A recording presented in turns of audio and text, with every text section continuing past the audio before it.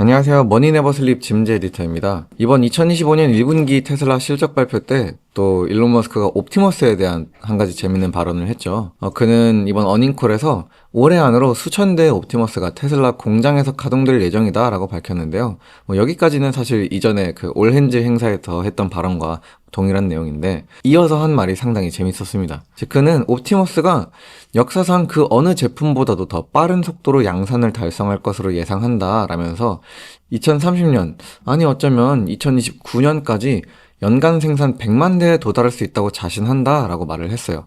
연간 생산 100만 대면은 2029년부터는 이제 앞으로 매년 100만 대씩 옵티머스를 찍어내겠다 라는 그런 발언을 한 것인데요.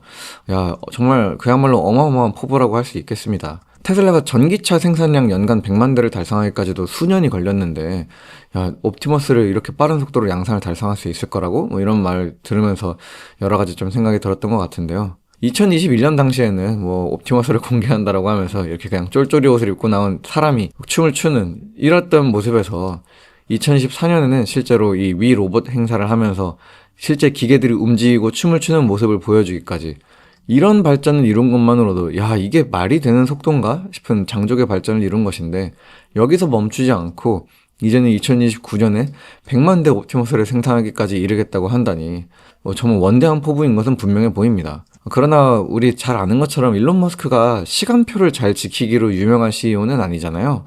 2014년 당시에는 작년, 그러니까 2024년까지 인간을 화성에 보내겠다라고 이야기하기도 했었고, 2019년에는 내년, 그러니까 2020년까지 완전 자율주행 로보택시를 출시할 거다 이런 이야기도 했었는데 사실 다 지켜지지 않았잖아요. 특히 일론 머스크 본인도 이제 이런 이야기를 실적 발표 때 하기도 했습니다. 옵티머스의 거의 모든 구성 요소는 새롭게 개발이 된 거다. 기존의 공급망이 전혀 갖춰져 있지 않다. 기존 공급망에서 떼올 수 있는 부품이 하나도 없다. 이제 이런 새로운 복잡한 제조 제품을 만들 때는 전체 구성 요소 중 가장 느리고 운이 나쁘게 공급되는 부품의 속도에 맞추어서 생산이 진행된다라고 이야기를 하기도 했습니다. 우리가 완전 이전에 없던 뭔가를 만들고 있는데 그러다가 기어 박스가 예상했던 것과 달리 막 공급이 잘 안 돼. 그럼 이거 하나가 막히면은 그 하나 막히는 것에 맞춰서 전체 제품의 생산이 늦춰지게 된다라는 거죠. 이런 이야기를 하면서 그렇기 때문에 진정으로 새로운 제품의 생산 속도를 정밀하게 예측할 수 있다고 말하는 사람은 그 사안을 제대로 이해하지 못하고 있는 것이다 라고 일론 머스크가 본인 입으로 이번 실적 발표 때 이야기를 하기도 했거든요. 이런 맥락을 고려하면은 2029년에 100만 대라는 그 타임라인이 정말 지켜질 수 있는 것일까? 이런 생각은 또 들기도 하지만, 그럼에도 불구하고 어쨌든 이 테슬라가 옵티머스를 프레몬트 파일럿 생산을 시작을 하기도 했고, 그 사진을 이번에 실적 발표 장표에서 또 같이 보여주기도 했던 만큼 여러모로 테슬라가 옵티머스의 양산을 향해서 한 걸음 한 걸음 차근차근 나아가고 있는 것은 분명해 보입니다. 그렇다면은 이런 일론 머스크의 양산에 대한 자신감이 도대체 어디서 오는 걸까요? 오늘은 이것에 대해서 좀 같이 알아보고자 합니다. 일견 보기에는 2029년에 100만 대라는 목표가 달성 가능하지 않은 것처럼 보이고, 또 일론 머스크의 이런 여러 가지 과거 발언을 생각했을 때 약간 회의감이 드는 것도 사실이지만, 그럼에도 불구하고 테슬라가 휴머노이드 기업 중에서 압도적 1위가 될 수 있는 이유가 있다면은 그것이 어디에 있나? 왜 이렇게 일론 머스크는 큰 자신감을 가지고 있나? 라고 했을 때는 크게 두 가지 요소를 꼽아볼 수 있을 것 같아요. 먼저는 소프트웨어입니다. 테슬라 옵티머스는 다른 그 어떤 휴머노이드와 비교해도 정말 가장 압도적인 두뇌를 가지고 있는 휴머노이드 로봇입니다. 테슬라가 지금까지 구축한 이 리얼 월드 AI, 이 현실 세계와 상호작용할 수 있는 이 AI 역량이 고스란히 옵티머스에 반영이 되어 있기 때문이죠. 바로 이 FSD를 통해서 쌓은 데이터가 말이에요. 테슬라는 올해 1분기를 기준으로 이 누적 주행거리, FSD로 주행한 거리가 누적적으로 35억 마일을 넘겨섰습니다. 35억 마일이면은 지구와 화성 사이도 몇 번은 왕복할 수 있는 그런 거리거든요. 지구적인 스케일을 넘어서서 이미 우주적 스케일에 다가가고 있는 이런 FSD 주행 데이터가 옵티머스의 학습에도 고스란히 활용이 됩니다. 물론 옵티머스는 자동차가 아니니까 이 주행 데이터를 활용함에 있어서 모든 요소를 다 트레이닝할 수는 없겠지만, 그럼에도 우리가 카메라를 통해서 인식한 어떤 이 비전 데이터를 어떻게 실질적으로 현실 세계와 상호작용하는 어떤 로보틱스, 물리적인 상호작용으로 전환시킬 수 있을 것인가 라는 측면에 있어서 이 FSD 데이터가 옵티머스의 트레이닝에 고스란히 활용된다는 것은 옵티머스가 이 현실 세계의 물리 법칙을 이해하고 움직임을 이해하는 데에 굉장히 큰 도움을 주고 있다는 것이죠. 사실 도움을 주는 수준을 넘어서서 다른 기업들이 꿈도 꿀 수 없는 수준의, 타의 추정을 불허하는 수준의 어떤 물리적 AI를 구현하는데 1등 공신으로 작용을 하고 있죠. 일론 머스크 역시 이런 부분에 있어서 이 테슬라 옵티머스는 유일하게 브레인, 이 뇌를 가지고 있는 휴머노이드다라고 이제 거듭 강조하고 있기도 한데요. 그런데 이런 소프트웨어에 대한 부분은 워낙 저희가 이전 영상에서도 자주 언급하기도 했었고 또 워낙 유명한 내용이기도 한 만큼 오늘은 조금 더 하드웨어에 대해 주목하고자 합니다. 이 테슬라 옵티머스가 가지고 있는 하드웨어적인 어떤 특별함, 이것이 무엇이 있는지를 좀 알아보려고 하는데요. 왜냐면은 어쨌든 휴머노이드 로봇이라고 하는 것은 물리적 실체가 있는 제품이고 이런 물리적 실체가 있는 공산품을 만들 때에는 이 하드웨어를 어떻게 디자인하고 어떻게 생산할 것이며 이것이 어느 정도의 성능을 나타내고 있는지가 이것을 양산할 수 있을지 없을지와 대단히 밀접하게 연결되는 지점이잖아요. 그런 부분에 있어서 일단 테슬라는 압도적인 하드웨어 정밀도를 보여주는 그런 휴머노이드를 만들고 있습니다. 지난 위 로봇 행사 때 보여주었던 테슬라의 디그리 오브 프리덤 22를 달성한 이 손 관절의 움직임인데요. 이전 세대에서 테슬라 옵티머스가 나타냈던 손관절 움직임의 디그리 오브 프리덤이 그 자유도가 11 수준이었음에도 불구하고 이 휴머노이드 로봇 중에서는 정말 압도적이다라는 평가를 받았었는데 이번 위 로봇 행사 지난해 말에 들어서는 그 자유도를 22까지 끌어올리는 데 성공을 했습니다. 사람 손의 디그리 오브 프리덤이 27 수준으로 이야기를 많이 하는데요. 거의 사람 손 움직임에 근접한 그런 휴머노이드 손을 만들어낸 것이죠. 현재 와서는 이 휴머노이드 옵티머스에도 이미 탑재가 되어 있어요. 이 공을 던졌을 때 이 테슬라 옵티머스가 이걸 굉장히 부드러운 움직임으로 딱 잡아내는 것을 보실 수가 있죠. 이런 손의 정밀한 움직임에 있어서는 이 테슬라가 이 손의 정밀한 움직임을 구현하는 데 있어서 테슬라가 얼마나 좋은 높은 기술력을 보유하고 있는지를 좀 잘 보여주는 장면이지 않나 싶습니다. 이 손의 움직임을 잘 구현하는 것이 중요한 이유는 인간은 정말 많은 노동을 손으로 하잖아요. 휴머노이드가 인간 노동을 대체하는 기계로 작동하기 위해서는 결국 인간의 손의 움직임을 구현하는 것이 대단히 중요한데요. 이 부분에 있어서 테슬라는 정말 압도적인 기술력을 보유하고 있다 이렇게 평가할 수 있겠습니다. 또 손 움직임뿐만 아니라 이 다리 관절이나 전체적인 몸체의 움직임에 있어서도 이 최근 올해 4월에 나온 영상인데요. 이 테슬라가 정말 많은 발전을 이뤄내고 있다는 걸 확인할 수 있습니다. 분명 몇 개월 전까지만 해도 테슬라 옵티머스가 그 공장 안을 막 돌아다니는 영상 이런 걸 봤을 때 배속을 걸지 않으면은 답답해서 못 보겠다 싶은 정도로 좀 굼뜬 움직임을 보여주었었는데 몇 개월 사이에 이 움직임의 속도와 정밀도가 굉장히 개선된 것을 보실 수가 있죠. 그 핵심 기술의 원천은 바로 액추에이터가 있습니다. 일론 머스크 또한 자신의 엑셀 계정에다가 Accurate Actuator, 아주 정확한 액추에이터가 이 자동화를 가속화하고 있다. 이 A로 맞추어서 A자 돌림으로 물론 맞춘 것 같은 그런 이제 코멘트를 남기기도 했는데요. 이처럼 이 테슬라 옵티머스의 정밀한 움직임, 또 민첩한 움직임을 가능하게 하는 그 원천 기술은 바로 이 자체 제작 액추에이터에 있습니다. 액추에이터는 쉽게 말씀을 드리면은 기계의 근육이라고 말씀을 드릴 수 있을 것 같아요. 전기, 유압, 공압 등 에너지를 사용해서 회전 및 직선 운동을 만들어내는 기계 장치가 바로 액추에이터인데요.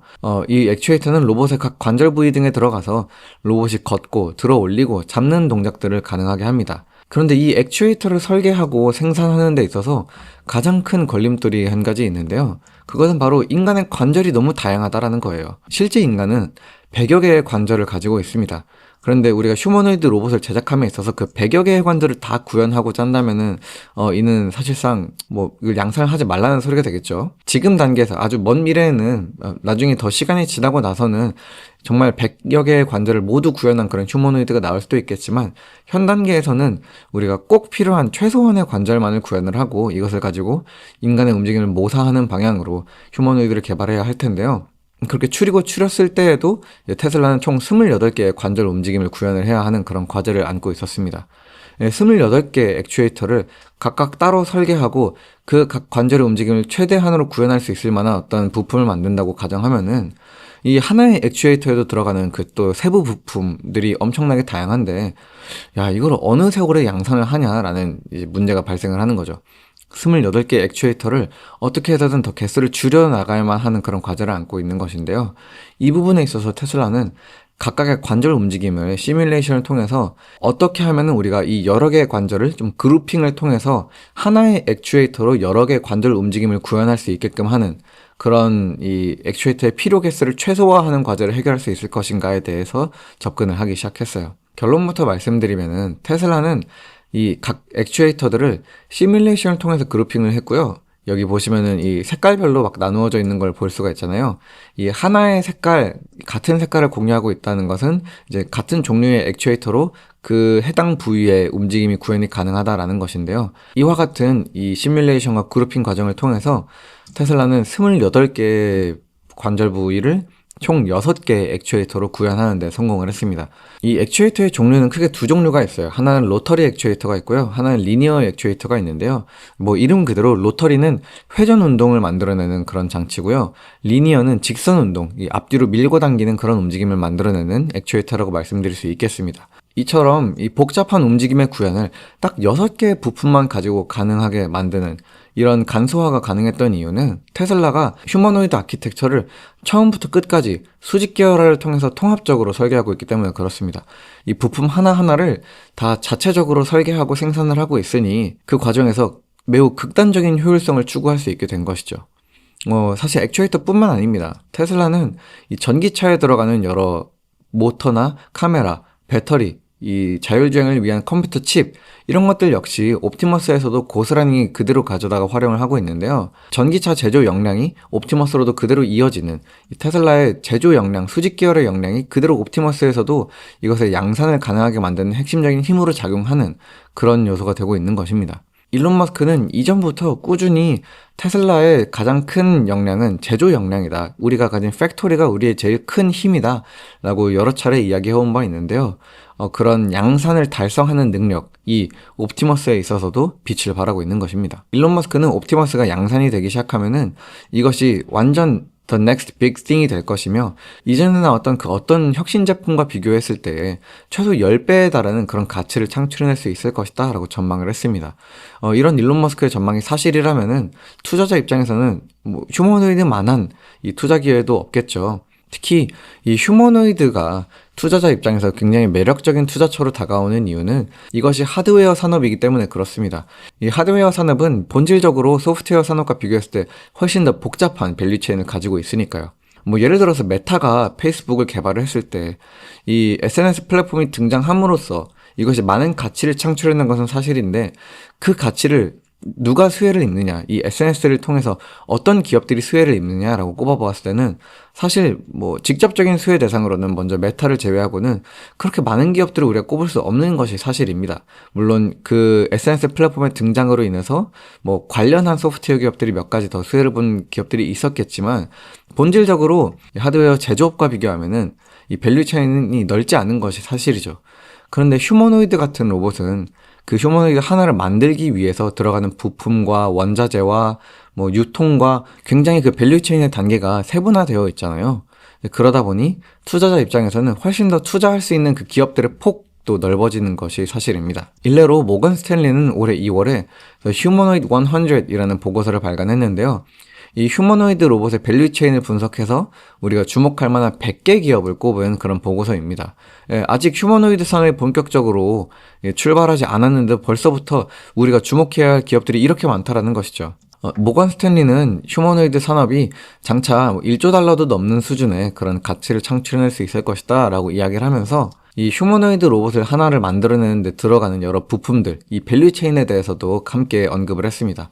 실제 이 외부 환경, 이 환경적인 어떤 인풋을 인지할 수 있는 이 센서와 그것을 처리할 수 있는 두뇌, 그리고 이거를 구현하는, 움직임을 구현하는 이 액추에이터와 혹은 또 배터리까지 이것에 종합적으로 들어가는 이런 여러 단계별로 이 밸류체인이 얼마나 세분화되어 있는가에 대해서 지적을 했는데요.